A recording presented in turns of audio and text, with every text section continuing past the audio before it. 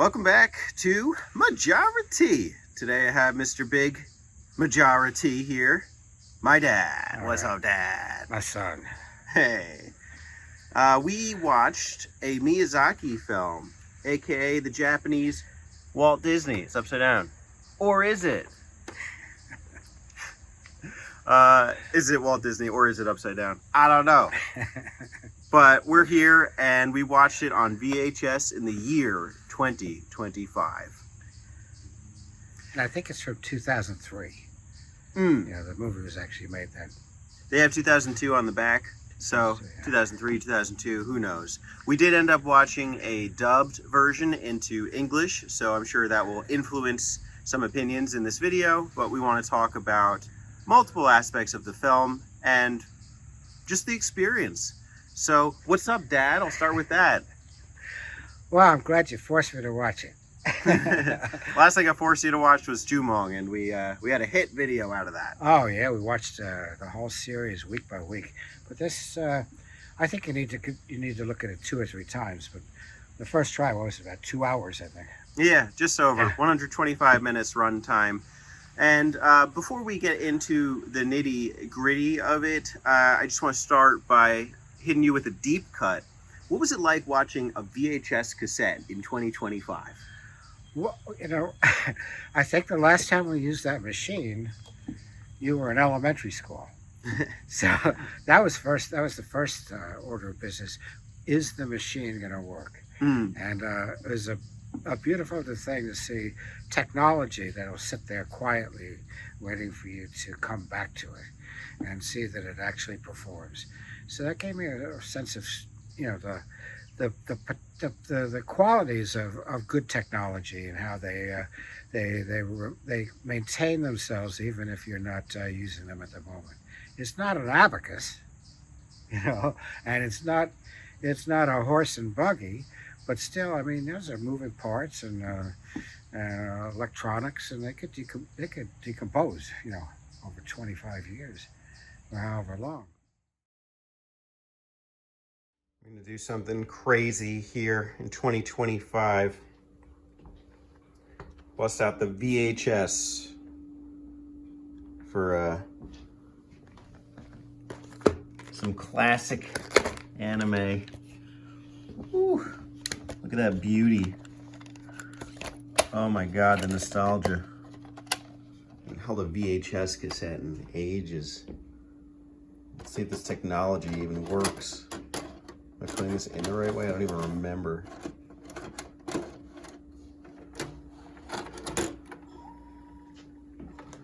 Oh, we got something. Blue screen. Let's go. Oh my God, tracking. FBI, obey.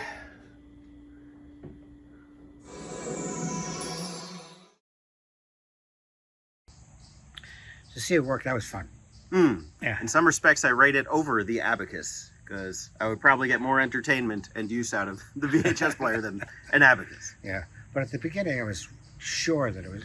First of all, it's like the VHS is coming next spring, 2003, coming next fall, 2004. Yes, that was kind of fun to see. But also, I kind of expected it, you know, about 30 seconds in to go like jam. The fact it didn't do that was really fun.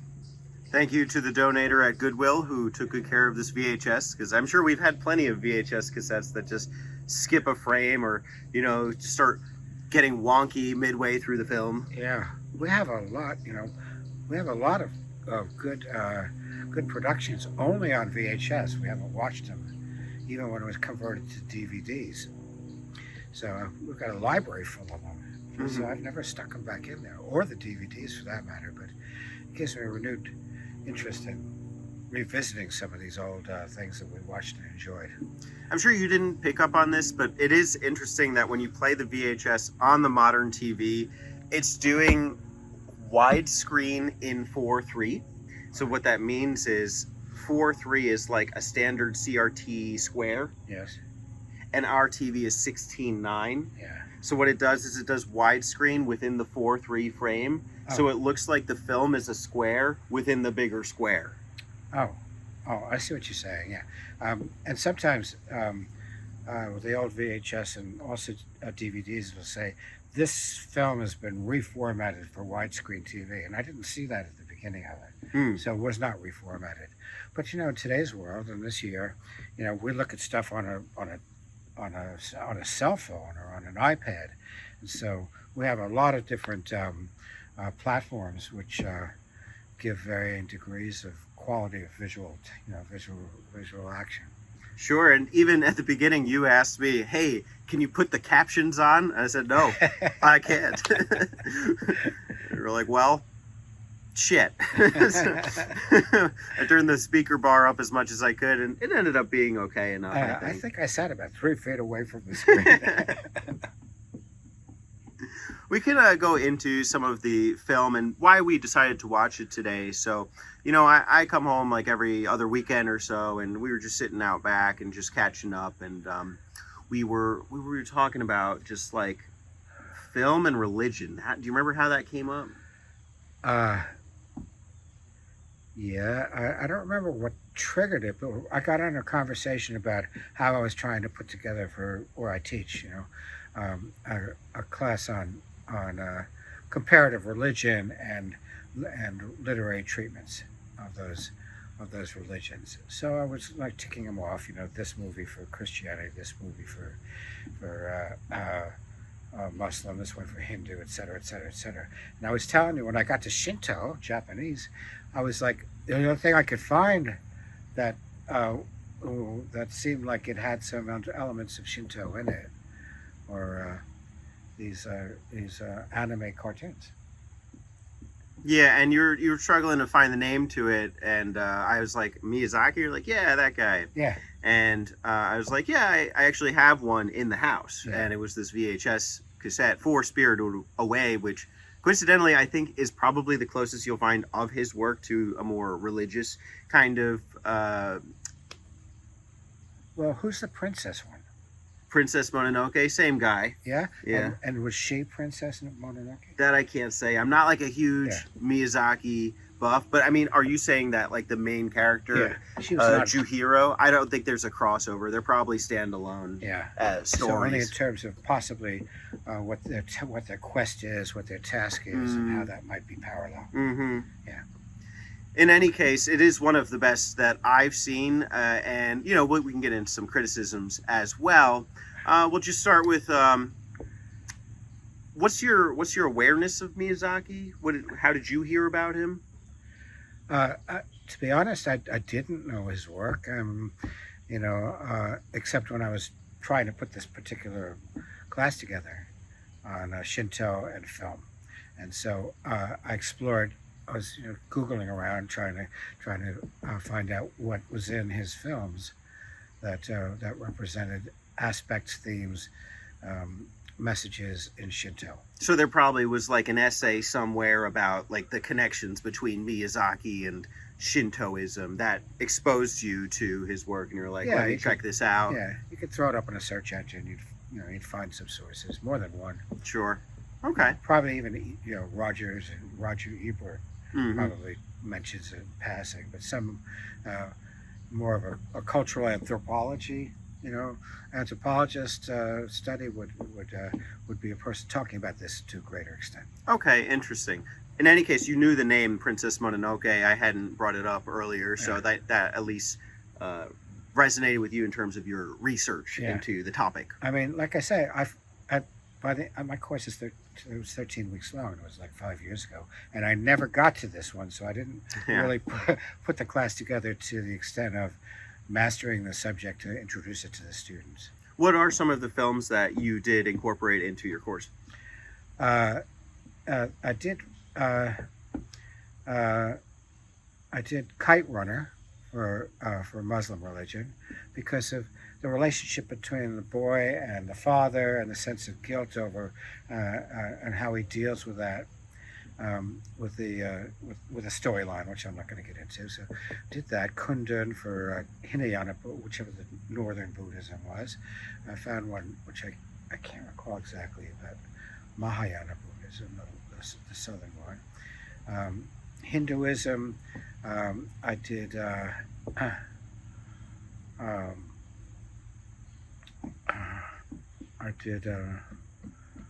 did Gandhi, which was long. It was a long movie. And Christianity, I found a movie which is of a short story by Nikos Kazantzakis about this island, Cyprus or something. This in Greece, where there's a passion play every year, and they get volunteers from the community to reenact the crucifixion. Okay. And then it ends up superimposed on them doing this just as a ritual. Their circumstances, their village circumstances, very interesting. Their village circumstances begin to mirror the story of the Passion and having to find somebody to sacrifice and who to lay guilt on. So, and the superimposition of those two things was really a riveting story. We're feeling Mel Gibson. No,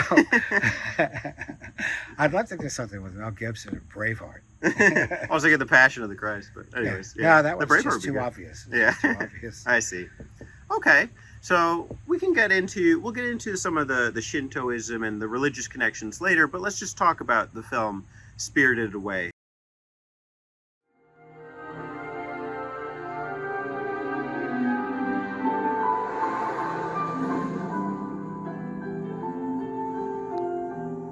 Wait, did I take the wrong turn? This can't be right. Look, there's our house. Huh? It's that blue one on the end. Oh, you're right. I must have missed the turnoff. This road should get us there. Honey, don't take a shortcut. You always get us lost. Trust me, it's gonna work. What are those stones? They look like little houses. They're shrines. Some people think little spirits live there. So, could you give us, what is your summary of the synopsis, or summary of the synopsis? What is your summary, what is your synopsis for this film after having seen it for the first time? For the first time. Spirited Away. Yeah, and it's an epic in a way. So it's like getting somebody who's just watched and had no pre-knowledge of the Hobbit or something like that, Right. to tell you that, to give you a synopsis. That's the allure of this. Yeah, because it's a whole, you enter a whole world, which is, not even like written by some Northern European, but Right. by a Japanese person, Mhm. reflecting different storylines that you may not be familiar with, and ethical questions and practical, social, and personal questions that we are less familiar with, probably, as Americans Yeah. from Western Europe, than that. Nonetheless, it's a story about a young girl who inadvertently, as her family is moving, gets thrust into a situation on the other side of a imaginary line between reality and the spirit world. Yeah. Where she there's all sorts of strange characters and bad behaviors and violent behaviors and evil and secret good, and that she has to transact this and somehow find her way out of it, rescuing her parents along the way and dealing with the issues of this fantasy spiritual world. And how she does that is its quest. It's her quest. I mean, it's not like, they hand you the ring and you have to bring it back to Mordor, right? And so you have a specific task and it's been handed to you. She's just been thrust into it and unwillingly. Now, problem is, they get over it. She goes over there with her parents, and her parents immediately are turned into pigs, like in the Odyssey, where some of the characters are turned into hogs on one of those islands, and she's got to rescue her parents. So she gets deeply involved in this whole, this whole spirit world and how their work, which is somehow to make something, and they've got a whole factory, and they've got all sorts of toad employees and quasi-human employees and witches that are running this thing, and spiders in the basement, that are so it's a very involved, and understand getting the characters is part of the process and the problem of understanding it from the inside.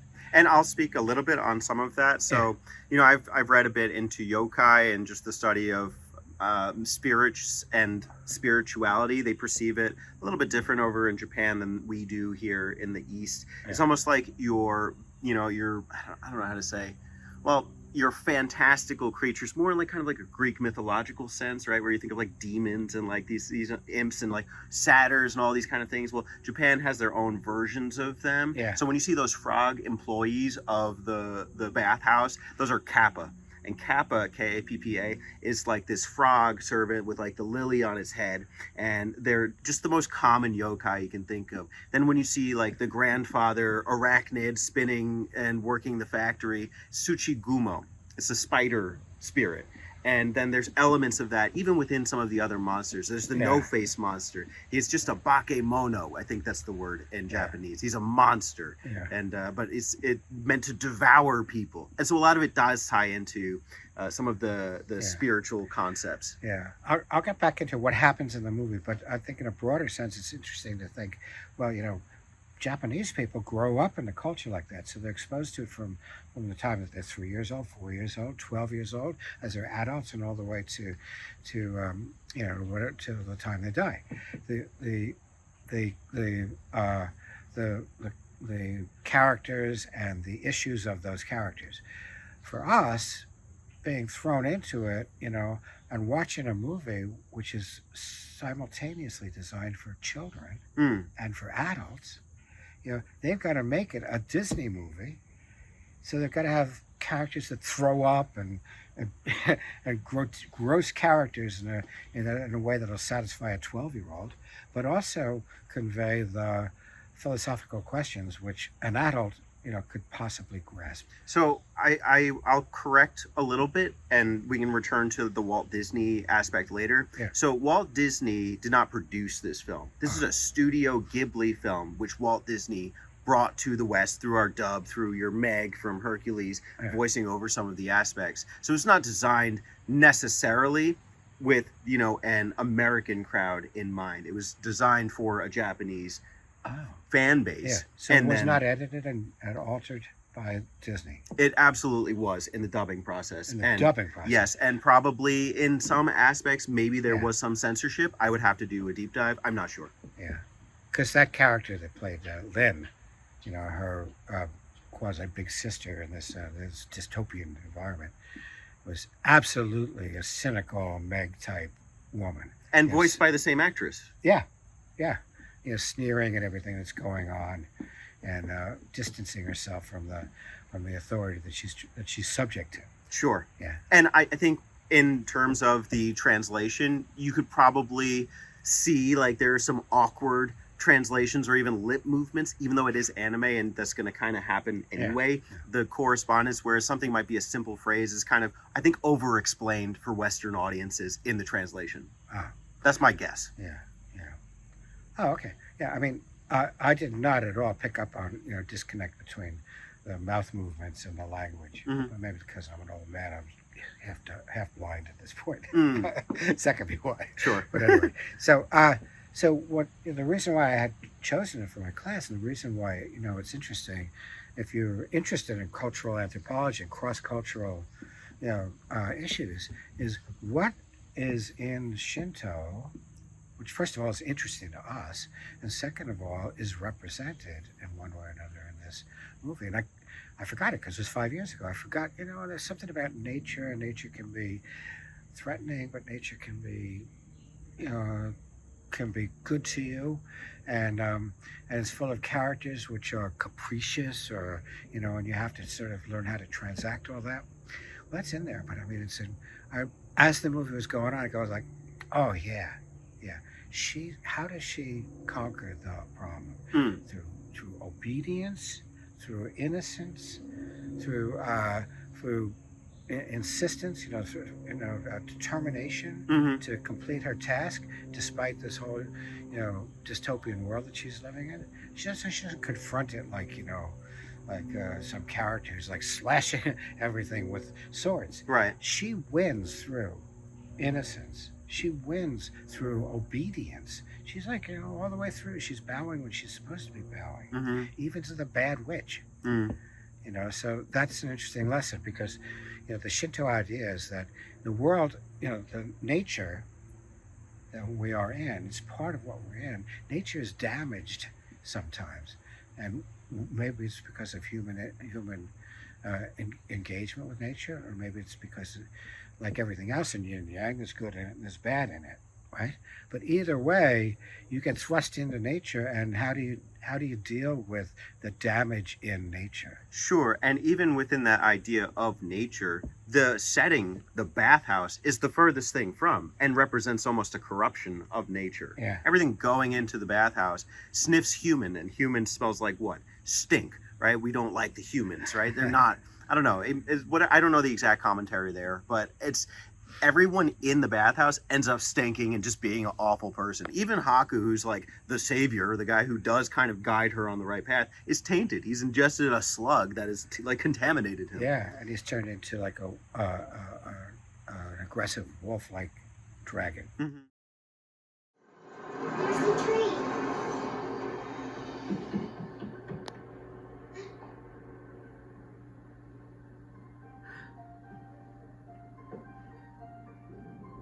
You shouldn't be here. Get out of here now! What?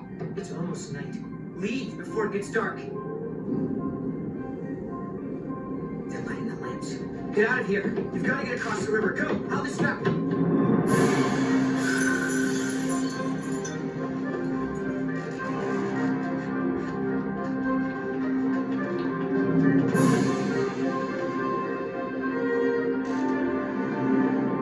What's up with him?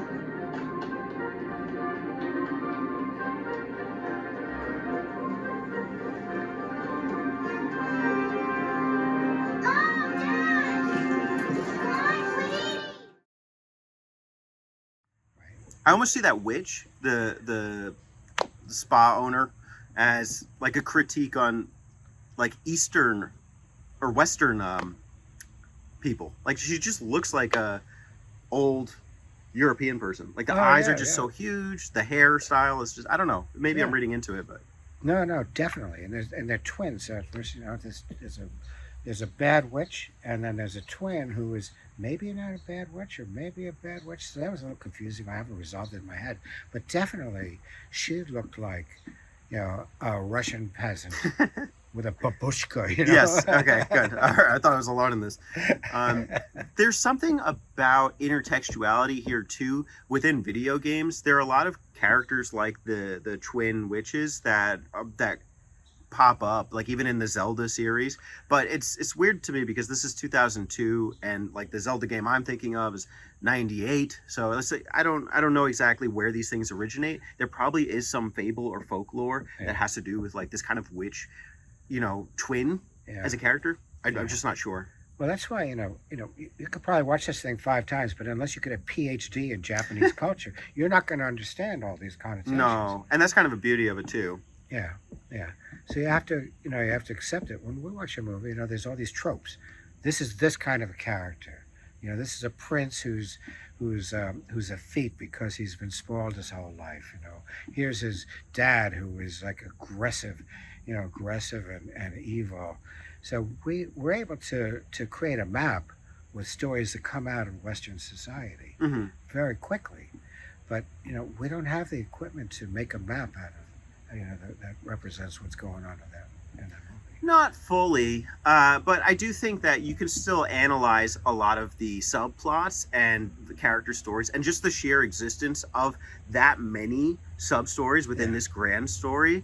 It gives it some substance that is worth examining. Yeah. In ways that other films, like of this style of anime, of cartoons, are not. But, you know, you take a James Bond movie. Mm-hmm. James is always hooking up with some woman who is like is going to betray him, but in the end he wins her. Mm-hmm. You know, she wins over and she turns coat on who the evil genius is and helps James to survive that. That's a trope.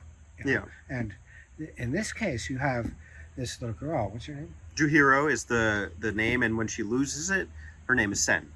Yes. Sen wins over characters who are flawed through her devotion, her love of them, her innocent love of them. See, when she sees somebody that's good, you know, she wins the good out of them. Mm-hmm.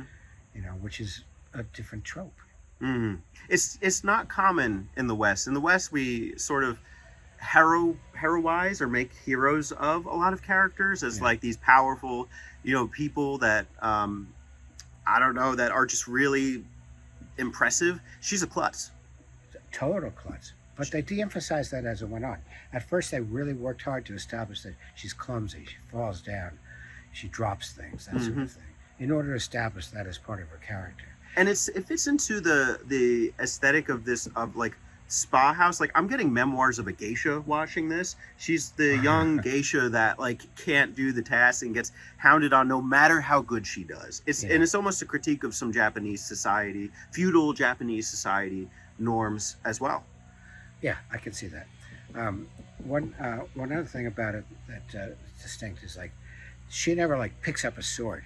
She never resorts to violence, and violence is never enacted on either by her on her behalf. Mm-hmm. You know, things that she has to confront collapse in the face of her innocence and obedience. Mm. You know, not because she stabs somebody or cuts their head off. No, it's almost like there's a karmic way that things work in the film. Yeah. She gives medicine that was given to her through this act of helping the stinky man in the bathtub to the no-face monster that's eating everybody. Yeah. And he starts vomiting sludge to become normal again. What you determine just is she's given medicine. Mm-hmm. Medicine being magic. Mm. You know, she's given medicine which because of the way she is, which helps her to help these various characters. And if you think about it, go like, you know, what kind of a world do I live in? Do I live in a world where there's things which are threatening, but inside there, it's just not an evil thing. It's an evil thing with the potential, with the inner goodness in almost every one of those cases. Not the witch, but most of those other characters have an inner goodness which you have to strip away the slime. You have to strip away the other stuff. And the good character comes out. Kill him with kindness. Yeah. So I mean, what does that say? What does that tell a human being growing up in a society like that and having that value reinforced? You know, that's how you succeed in a world that's beautiful but also corrupt, damaged, but also the possibility of good in it. Maintain childlike innocence. Yeah, and don't rock the boat. You know, be obedient on the surface because you have to, because the state is that dominating. But within the context of it, you exhibit the values, the humane values that are intrinsic to you, and even Sen, even the little girl, you can win your way out of it. Mm-hmm. That's a hopeful statement for a kid. Yeah, and it's reinforced throughout the film too. Even when her parents become pigs, she's choosing not to eat the food because she knows it's the wrong thing to do. Yeah. It's not yours, so don't take it. And even then, they still punish her when she enters this realm because she's not allowed. She's forbidden. Even though it's beyond her control, it doesn't matter. She's still in a bad situation. And I must say, some of the dialogue, some of the situations made me laugh out loud. You know, just as being absurd. Okay. Absurdly, you know, out of context to the trajectory of the story. Can we pin this? Because I feel like that lawnmower is going to be loud. Yeah. And then we'll just migrate back inside. All right, good. To be continued. We're back. Indoors, spirited inside. So, where did we leave off? Absurd situations that made you laugh out loud. Oh, yeah. Well, I think this movie was made almost entirely for children. As opposed to, Disney has a way of making movies that, you know, they're for children, but they also like as a wink to the adults. It's like, here's a double entendre about sex or something like that. The songs which, you know, win the adult audience into the mix. There did not seem to be anything like that in this. you know, because the humor is bathroom humor, a lot of it. Childish 12-year-old, 10-year-old humor about, like I say, things throwing up and things being smelly. You know, no adults talk about things being smelly. You know, so having said that, you know, how when the dialogue in English suddenly becomes something that sounds too modern, like too modern in conversational street English in 21st century America, it stopped me in my tracks. Like, why did, you know? She said, "Oh, don't be a creep." You know, some little offhanded statement like that I thought didn't make them more accessible to me as a viewer, but made them incongruous. Yeah, I'm going to chalk that up to translation issues, because I think that the Japanese translations would probably be, honestly, a little more mature. I agree conditionally that it's for children, if we're agreeing to it being Japanese children, because I think that their ingrainedness to things that like American children are not supposed to be exposed to is a little higher. So you have things like Haku's blood being splattered on the shogi walls as he's like flying out as a dragon, or even like the incessant vomiting. I don't see that stuff in Disney films necessarily. Not at all. So Japanese children, yes. American children, not necessarily.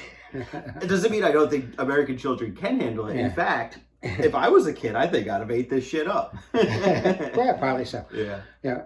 But, and then the other level where it sometimes, you know, made me stop and laugh out loud, and I wish I could remember the specific circumstance, but some character would do something, and I go like, oh, that was so damn obvious. It's just so obvious that was going to happen. Or, you know, when the baby started crying, or when the baby started talking and saying, "No, Mom," you know, like, I was like, whoa, you know, that is out of character. So maybe it's not out of character for a 12-year-old watching from Japan or from America, but for me, the characters either did something so perfectly obvious that I was like, yeah, of course, you know, don't even bother to show me that.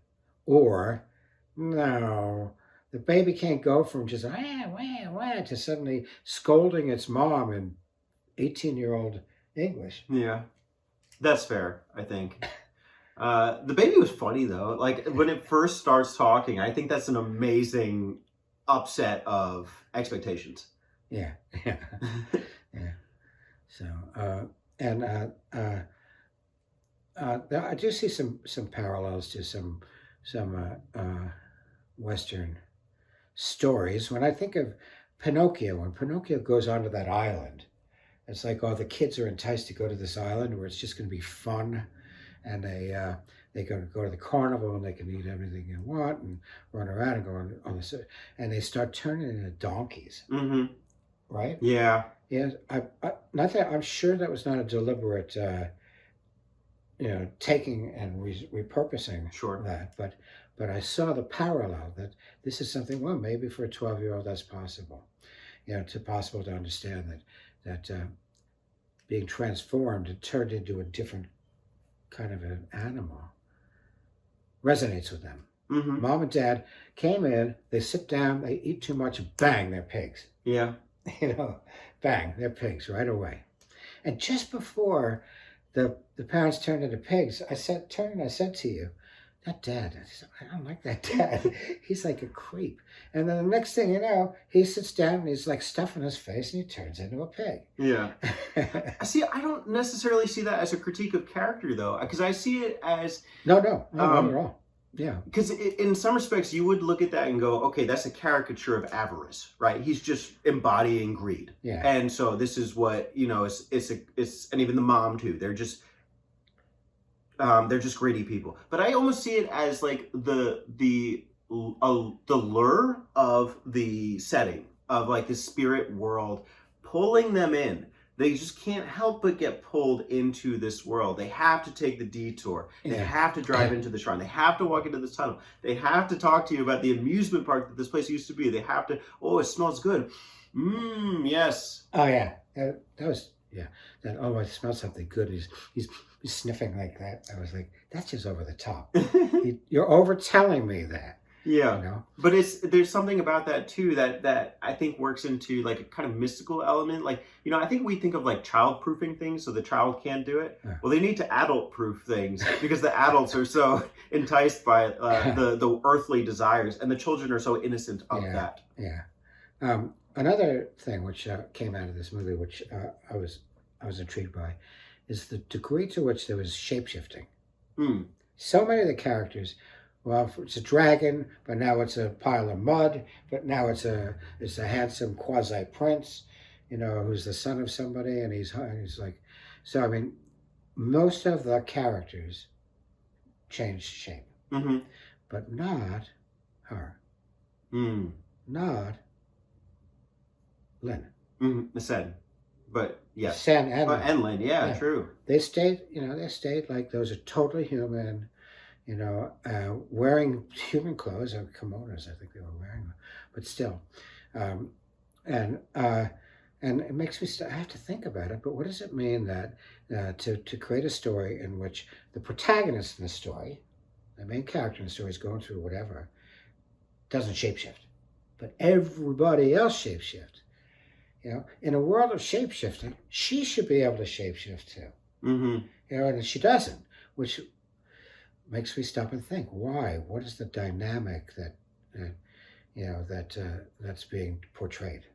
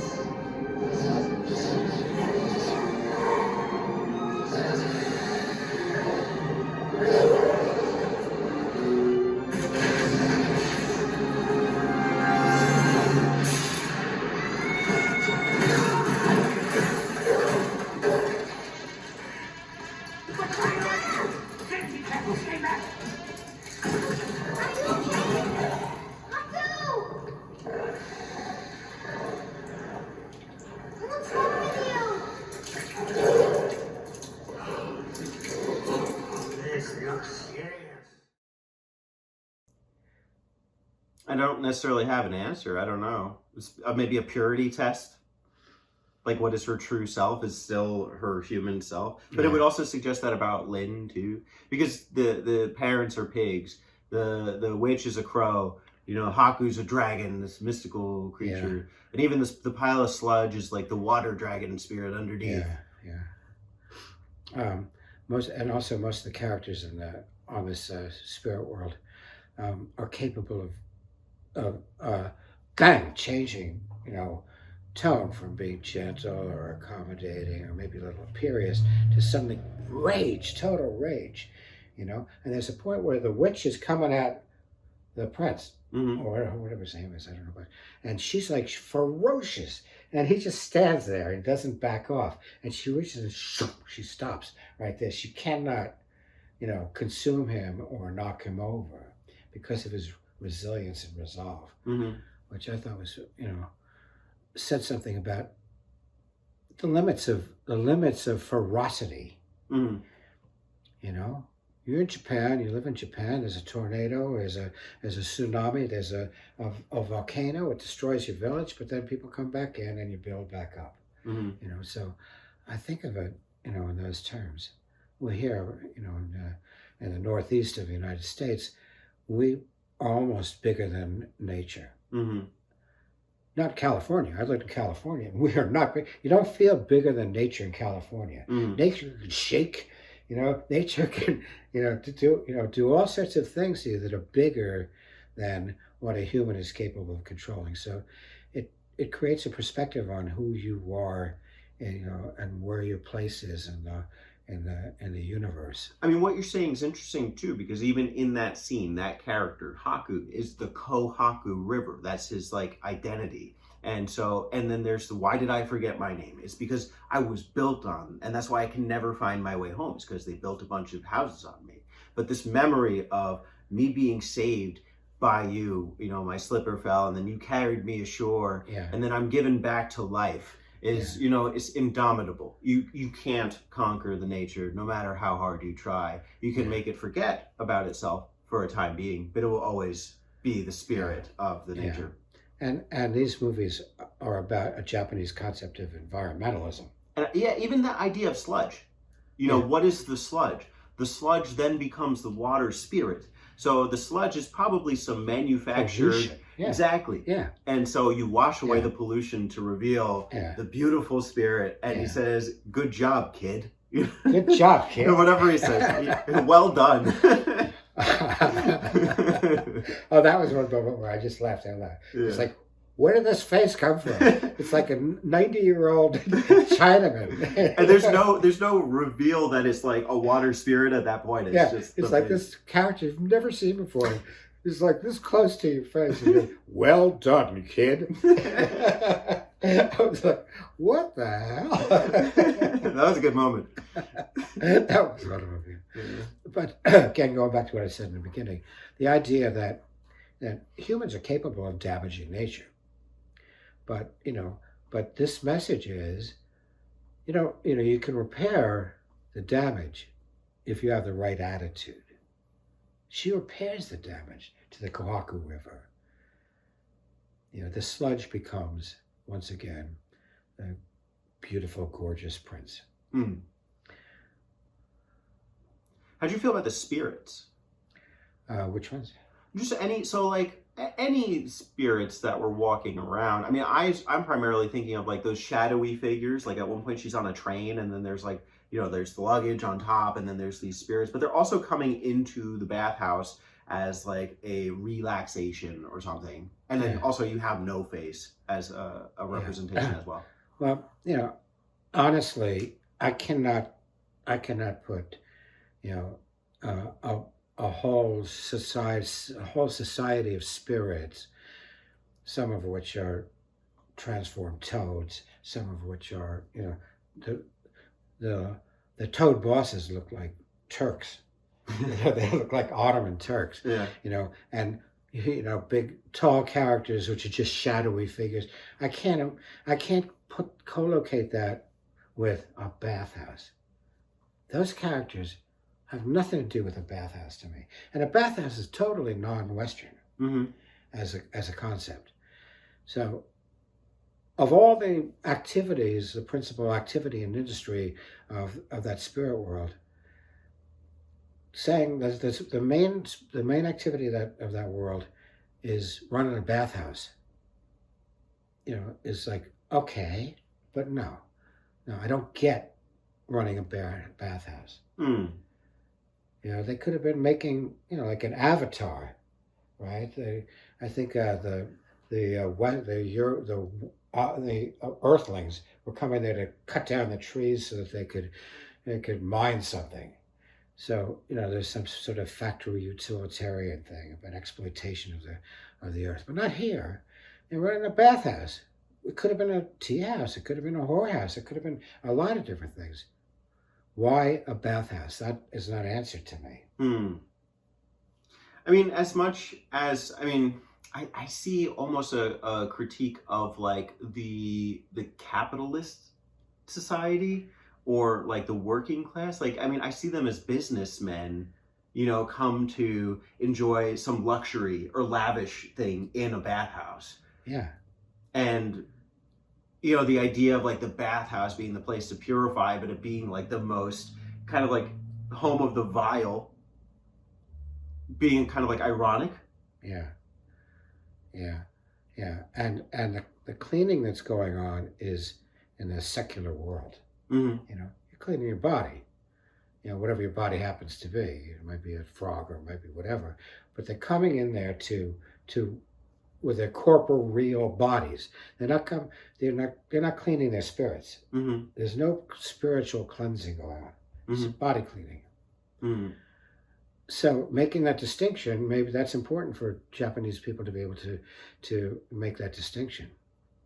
I mean, not so much, but I mean, just today I was going through my scroll and I saw New York Times had an article about Steam House is now, in New York City, is now the networking place for executives. They go to the Steam House and they strip down. It's like, the Steam and they're communicating with each other. They're making deals and stuff like that. So it's not a one-to-one reading. We can't do a one-to-one reading of it. True. Yeah. So one of the scenes which really turned me off was like Lin and Sen had to go up to the top to the big thing and scrub it down because they had a big client coming. Yeah. It turned out it was the slime, right? And they climbed into the thing, and it was like 3 inches of dirt, of body dirt and slime and whatever was in that thing, and they had to climb down in there and clean it up. And aside from in Star Wars, where in the beginning of Star Wars they're caught in the compactor, Yeah. I've never seen another scene like that where people where the main characters were immersed in gross material. I thought you were going jabu with it. Yeah, so Maybe underneath all jabu slime, there's a benevolent spirit. yeah. So What do you think about it as like a cinematic work?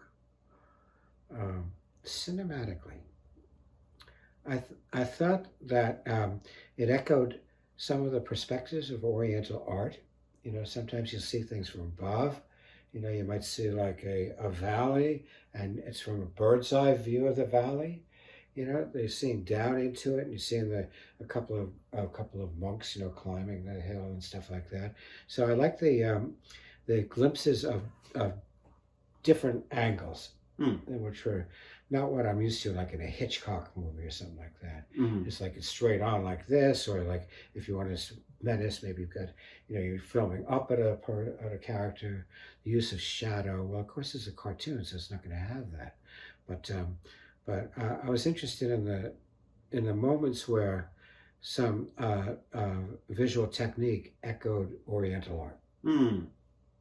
Yeah, I saw a lot of the piece not conform to like a Hollywood style editing, and also just these stark contrasts between like when music would just be this big orchestral symphony of like, I don't know, the day into night and the parents turning into pigs, and then absolute silence where you could only hear Juhiro like crying or just perceiving the situation. There's one scene where she's literally just sitting there. I was wondering if the VHS froze, but then it keeps going. Yeah, there was a moment where where everybody stopped, like they forgot their lines, and they're cartoons. Mm-hmm. And so the cartoons suddenly are like they're waiting for somebody to tell them what their line is, and then boom, they go back into action. Mm-hmm. And I guess it was that moment where you're supposed to go like, okay, this person is winding up inside. But it looks like, the tension is created because you're watching the character and it's apparently nothing's going on, but you go like, there's something going on. And sure enough, once they go into action, went in hard. So that was a strange moment. Yeah, but I remember that really well. One thing that, non-Disney like is there was no singing. It was like wasn't Belle and the Beauty and the Beast where Sen is like, oh, if I could just save my parents, the world would be a wonderful place. There's nothing like that. There's no deference or tip of the hat to that kind of an approach. Yeah. Do you think this was an effective? Well, actually, I'll preface with this. So we have a local arts theater, and I think just last year, if not every year, they do like a Miyazaki film festival. And so like they show this guy's films like one per week. They do this like in August. And so it's almost as a deference or a tribute to his work, his art. pardon that. We had another storage hiccup, so take 3. The local arts theater has a tribute to Miyazaki films. And I know you've only seen this one, Spirited Away, at this point, but how do you rate Spirited Away as an art film? Well, I would find it difficult to believe that this movie would play in an art cinema. You know, if obviously you're telling me Miyazaki's, has the snob appeal or aesthetic appeals of the cognoscenti. Oh, he definitely does. When you bring up the name in like the anime sphere, people are freaking putting their hands together, praying their tributes. Oh my gosh, he's the best. The kids these days would say glazing. Yeah, that's Gen Alpha. Yes, yeah, they're glazing Miyazaki. I learned that word yesterday. Well, we get to put it into use today. I'm not dead yet. but I think that this is a movie for 12-year-olds. So to the extent that Miyazaki has managed to bring his artistry. This is going to be a freaking Frankenstein of a video. Okay. That's all right. So what I was saying was, the idea that an art theater, and this is a real art theater down the street, the political and social ethos and predispositions and predilections of of people that go to that theater, and then to ask them to love what's in an animated cartoon by a film genius from Japan that's meant for 12-year-olds. I think they'd be faking it. I think they would be faking it. I don't think that they would, it would fit into their appetite. They might like it. They might go like, yeah, okay, there's something good about it. But this is not meant for American cultural snobs. Now, are you talking about, so like you're saying like a film snob, somebody that's like, I like art films only. This is the general audience, not necessarily like anime fans. No, not. I have no idea about anime fans, but I'm saying that the people are gonna, they're gonna like Elia Kazan, or they're gonna like, Wes Anderson, or they're gonna go like, they're gonna know various directors and producers and have that cultivation. Just like, they open a bottle of wine and they can tell you what they think of the wine. Sure. These people cannot open a bottle of sake. Yeah. And tell you what they think of sake. Sure. Yeah. Giving sake to a wine snob. That's what it is. Yeah. So where do you stand in that group of people? Well, I'm definitely, I'm not a snob, in that, I'm not trying to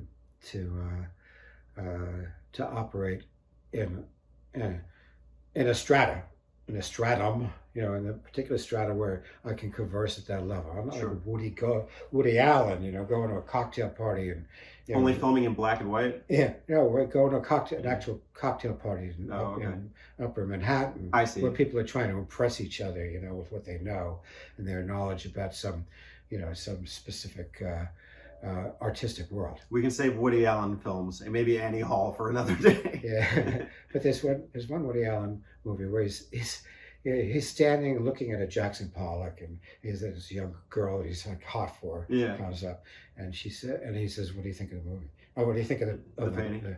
And what do you think of the artwork?" And she goes, "This represents the nihilistic tendencies and dispositions of the early mid-20th century, and the ultimate absence and emptiness of the universe, and how and the hopelessness of our place in it." Right? And he looks at her, he goes like, "So, you want to go out?" And she goes, "Well, yes, but I'm committing suicide on Saturday." Right? And he says, "What are you doing Friday?" That's great. Yeah. So that world, I'm not from that world. So, so it's possible for me to enjoy this. I enjoyed, as Dude, Where's My Car? Napoleon Dynamite, and A Hot Chick, so all sorts of different stuff that's just pure entertainment, purely for fun, or is more meaningful or more aesthetically deft. but I don't think this would work for people that were snobs like that. Sure. Okay. It worked for you though. Did you like it, or where are you like in the enjoyment stage? There were moments where there's just too many characters, and I was like, I can't keep up with the characters, and I was almost drifting off. Mm. Right? Almost drifting off, because it was like, who's this character coming in? Now who's this character? There's like, how many Pokemon are there? 126 or something like this. Yeah. And I know 12 of them or 15 of them. If you asked me to play Pokemon Snap, I would know more of them. Sure. But but if you have a whole poster, which you used to have of the Pokemon, I'm not going to get these down here on the Less 10 table or of 20. elements, Yeah. plutonium or whatever. Yeah. So and that's what happened as I was watching this movie. When the narrative moved forward, I was and situations had some action and interaction in them. Mm-hmm. I was like totally there. And there's some moments where I really sat on the edge of my chair going like, this is it. I want to see this. Mm-hmm. This is going to tell me something. Okay. Right. Other times it was like, oh, more characters. Here's a slime guy. Here's this guy. Here's that guy. Here's like 50 toads, and this one's wearing a fez. Yeah. And I was like, Yeah. Yeah. So at that point, no. Was there like a time in your life where you watched this kind of film, or like maybe not like stylistically like Japanese? I just mean like where you would have appreciated this. What would have been your cutoff? Like when you're like 40, 30, 12? For me, the main draw now of this film, and probably for most of my adult life, would have been cross-cultural learning. Mm-hmm. And maybe some learning about a philosophical perspective. Sure. And I would have enjoyed this movie for that, from the time that I had that as a value. Mm. In terms of entertainment, as like, can I relate? Can I identify with this little girl going through this situation? No. She was moving to a new town, and she was a little nervous about it. Yeah. And some, her parents were like, her mother was like, oh, it's going to be fine. It's going to be new school. You're going to be really happy. So this anxiety, that's the pre-story and the post-story. Yeah. Right. This anxiety of hers was really, if you go like, why did all this happen in her world? Mm-hmm. She was anxious about moving. Yeah. So it's all played out in the spiritual world, in this kind of a fantasy situation. Mm-hmm. So I don't think I've ever personally been a person like her. Sure. With that kind of anxiety. Okay. So I look at it and I go like, okay, I see the character, but I don't feel it. Yeah. I mean, it's a coming of age story. It's, her growing up, and the baby is a microcosm of that. The baby goes out into the germ world. Yeah. What do I want to say? It is. I want to say, a lot of people rate Miyazaki films as like these deep, profound works that are like highly philosophical. But where my fall off there is, I do think that this one has very interesting sub-stories and a great concept, and I love a lot of the cinematics. I just don't think it's as deep as, say, Kurosawa's Ran. Oh, no. It's like, that's one of the best films we've ever watched. So how can you possibly put those two on the same pedestal when we're looking at art films and narratives? Yeah, and it's unfair to even suggest that be done. Sure. It's just, that's an unfair way of measuring it. It is unfair, but people still elevate his work to that level. And that's where I think since you want to ask that question, let's go ahead and have it. No, to me, if a person does that, they're objectifying and oversimplifying Japanese culture. And I think that's just as guilty of like the art film snob who goes like, yeah, nothing can touch Ron or something, But Japanese culture is complex. Mm-hmm. It's rich. It's got a lot of diversity in it. And so you're not going to, you're not just, if you were to apply that to the United States, they'd be saying like, I'm going to compare Talking Heads to Aaron Copland, classical music. they're just different. They're different, different fields.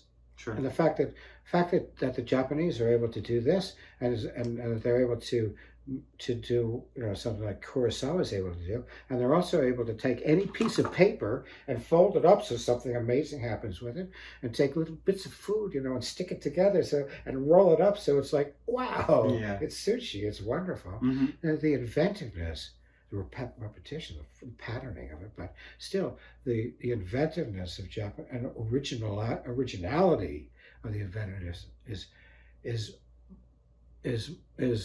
it's a pluriverse. Mm-hmm. It happens in so many different ways, as a real developed, sophisticated culture should do. What do you think's a fair comparison then? What would I compare this to in Japanese? It doesn't matter globally, since it's Walt Disney anyway. Well, I would compare it to say Hercules. Sure. Right? And that's a religious story too. That's about religion. Ancient Greek religion, but still it's about religion. But it's the main job of that movie is to entertain. If there's if you got a message about who he is, you got soul singers. Mm-hmm. You got a soul singer sing about it, or he does this quest song, and it's that kind of a thing. Look, I'm a squeeze doll, Mm-hmm. So it's meant to make you laugh and relate to the characters as entertainment characters. Mm. It's almost like Broadway, Yeah. Let's So- commodify morals or something. Yeah.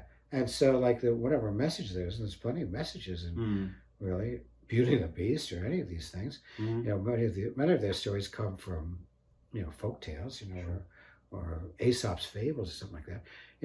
That it's Disney's got a talent for submerging the message Mhm. in the pure entertainment value. Mm. Lion King, Mm. Lion King, the circularity of life or whatever.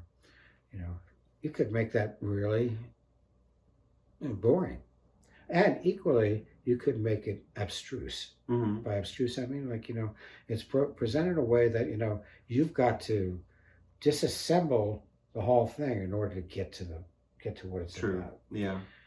I don't, if you don't disassemble this movie, it's a movie about, of a young girl's empowerment.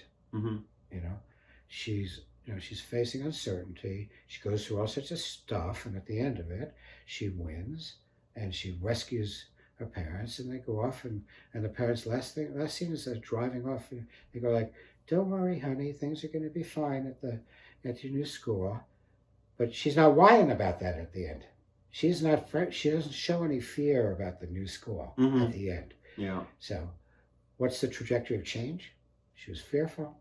She went through a passage, and at the end, she was not fearful. Mm. That's clear. Mm-hmm. Yeah. When I was done with it, I said, maybe I need to watch this 5 more times. I'm sure you haven't said that about many Disney films. No. Yeah, so there we go. Never. Yeah. That's meritable. Yeah. So, do you think this has the potential to be taught alongside religion or Japanese religion in an English literature context? Oh yeah, the elements are there. I mean, but I would have to set up the students. Sure, and I mean, even do I want you 5 to more look for watches. A, B, C, and D. Yeah. And I'll give you an example of where you're going to see A, where you're going to see B. If you don't do that, they'll never pick it up, because people generally, I teach 18-year-olds, they're not going to be conversant in what the issues of Shintoism are. Mm. So, and I've got a quick dump way of teaching. So I've got to set up what is the task here, an essay task. What is your task here? I've got to set it up so I explain it sufficiently for them to do it without having to spend a month researching it to understand what they have to pay attention to. That's my work, is to set up these assignments. Mm. Do you have interest in exploring any of the other Miyazaki library? Well, I want to see Princess Mononoke. Mononoke. I do want to see it, but I don't have any knowledge of anything else by this guy. A couple of the previews where you were like, there was good Disney and bad Disney, Yeah. and you were like, this is bad Disney. Yeah. Those were his films. Oh yeah. But To be fair, Lilo and Stitch. Lilo and Stitch is not him. No, but like there was like the girl on the broomstick. Oh yeah. Yeah, Kiki's Delivery Service, and then there was like something else that was. Yeah, it was a no-name The film. premise just sounded stupid. Yeah. One of the worst films I've seen by him, Yeah. and maybe I need to rewatch it, is Porco Rosso. It's about like this aviator pig. Yeah. Like I don't know. It's kind of dumb, but Yeah. Well, I mean, the main thing I was trying to say really about Disney movies, Disney over the decades, has high points where it's producing all this great stuff. And then something happens there and they start producing crap for for 8 or 10 years. yeah. And they come back up and go back down over and over again. And I looked at them and I said, this is a gully, period. and so, all of the previews that we were watching. Yeah, all I those, get it. Yeah. well, and what did I first say? When we first turned this off, I said, what do you think? I said, I think it was stupid and wise. Because there's some really stupid moments. I just don't see the need to have a slime person or some creature that's walking through a castle throwing up Mm. for like 3 minutes. Mm. Like he walks through, there's a passage, throw it up. Go to another part and he's thrown up in the hall. So I mean, okay, that's a little bit too much for me. Mm-hmm. Still, there's a novelty to it. Yeah. I appreciated it. Yeah. Well, I mean, this whole thing of shapeshifting or witches that are good witches and bad witches, you go back to Wizard of Oz, where you got flying monkeys that are coming and they're, and Dorothy falling asleep in a poppy field and a talking scarecrow Sure. who needs a brain and a cowardly lion and a witch, and the only way you can get to the wizard is by pouring a bucket of water on the witch, not melting like this, right? Sure. Those are all very fanciful things, Mm-hmm. So that's part of our vocabulary. And this ain't Kansas anymore. Yeah, yeah. So I definitely see the comparisons. Yeah, that's right. She's in a hurricane. I mean, a tornado comes and knocks her out. Next thing you know, she's on the other side. Sure. Then she comes back. So it's a quest that happens in a fantasy location, Mm. right? So there are a lot of parallels in that, but more to the point, is that these things like the Wizard of Oz are part of our vocabulary. Mm-hmm. So it's like we don't, it's not strange to us. Maybe if I was from Japan and I watched Wizard of Oz, I go like, a bucket of water and a witch? Sure. I might go like, that's bogus, man. But this is Spirited Away. It was genius and stupid. So. Yeah. No, I said it was written by a 12-year-old genius. By a 12-year-old genius. There you go. Best 12-year-old film you could ask for. Final thoughts? Let's not watch it again. Okay. Once is enough. Once is enough. I know it because we had this conversation. Now, Sure. I get it.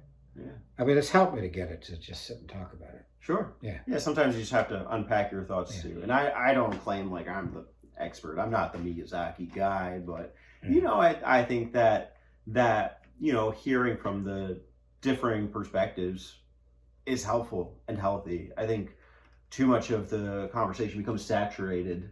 It's to the point where the guy's name and he's like kind of this icon, and what is he to a normie? Well, I mean, I have to say that this opens my curiosity to other works by him. Mm. So if you tell me there's other works that are not quite as they're not oriented towards kids Sure. as much, I'd like to see one of them. Interesting. Well, that's what the comments are for. Maybe somebody will correct us, and have at it. But this was fun. I enjoyed sitting here and just watching the movie Yeah, and it's talking. good. So thanks, Dad. Yeah, especially in the fall. It's nice to be indoors. It was nice outside, but I'm glad we're inside now. Yeah. All right, we're done. Thank you, guys. Arigato.